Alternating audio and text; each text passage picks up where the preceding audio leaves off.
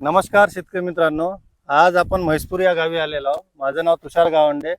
आपण सचिन भाऊ ढेनकर यांच्या शेतात सध्या उभा आहे. सचिन भाऊ नमस्कार. नमस्कार. तुमच्याकडे संपूर्ण क्षेत्र किती आहे? माझ्याकडे 25 एकर क्षेत्र आहे. त्यापैकी सोयाबीन किती आहे तुमचं? माझं पूर्ण 25 एकर सोयाबीन आहे. त्याच्यामध्ये तूर आहे, काही 10 एकर तूर आहे, 15 एकर सोयाबीन आहे, म्हणजे कोरं सोयाबीन आहे. अच्छा. तर सचिन भाऊ जे आहे मागील जवळपास 3 ते 4 वर्ष झाले रामसाईडचे काही प्रोडक्ट वापरत आहे. मी आम्हाला कॉल केला की आम्ही जवळपास 6 दिवस झाले ना. हो, 6 दिवसाच्या आधी याच्याने अल्युमिनियम टॉप जो आहे सोयाबीन मध्ये प्रयोग केलेला आहे, बरोबर आहे ना? आणि काही क्षेत्रात त्यांनी जे आहे अल्युमिनियम टॉप जे आहे ते वापरलेलं नाही आहे.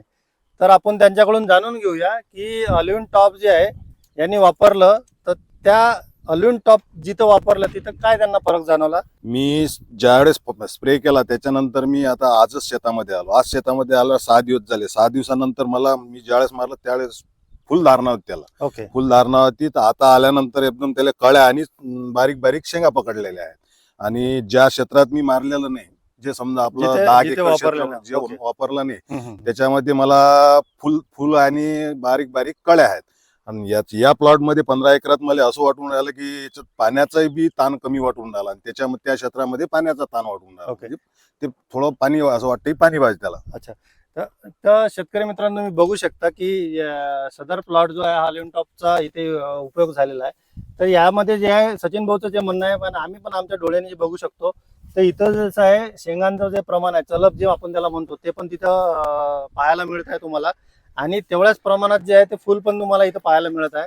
सचिन भाऊच्या म्हणण्यानुसार जे आहे बाकीचं जे क्षेत्र आहे तिथं त्यांनी वापरलेलं नाही आहे की तिथे फक्त फुलांचं प्रमाण आहे, बरोबर. आणि बारीक बारीक कळ्या निघाल्या. बाकी बारीक बारीक एकाच दिवसाचा फवारा आहे तो, त्याच दिवशी फवारा. म्हणजे आपण जो 10 तारखेला फवारा मारला, अच्छा, आजची 16 तारीख आहे, 6 दिवस झाले त्याला, पण 6 दिवस झाले. त्याच्यात भरपूर फरक आहे. अच्छा. म्हणजे इथे फवारले अल्युमिनियम टॉप फवारल्यानंतर जी ग्रीनरी आहे तशी त्याच्यामध्ये नाही. क्रॉपची जी कॅनोपी आहे, ग्रीनरी जी आहे आणि क्रॉपची फुलधारणा आणि फळधारणा जी आहे ते चांगल्या प्रमाणात आपल्याला दिसत आहे. जे की आता जवळपास मला वाटतं किती दिवसाचा खंड असेल पावसाचा? आता 2 तारीख पासून खंड आहे पावसाचा. 2 तारखेपासून आज जवळपास 16 दिवस 16 तारीख आहे. 14 दिवस झालेले आहेत.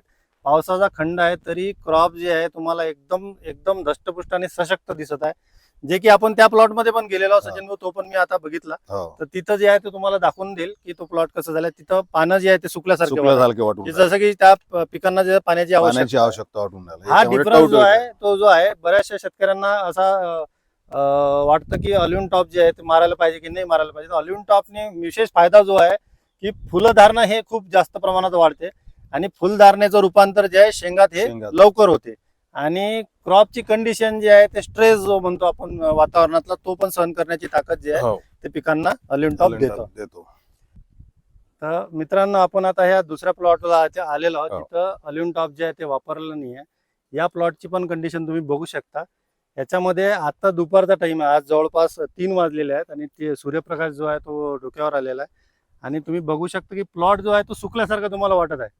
हे पानं जे आहेत ते निमुळत्या साईडनं झालेले वरती झुकलेले आहेत आणि फुलधारणे जे आहे फक्त याच्यामध्ये तुम्हाला फुलधारणा दिसेल, चलप कुठे तुम्हाला याचा दिसणार नाही. तुम्हाला एकंदरीत चांगले रिझल्ट आले.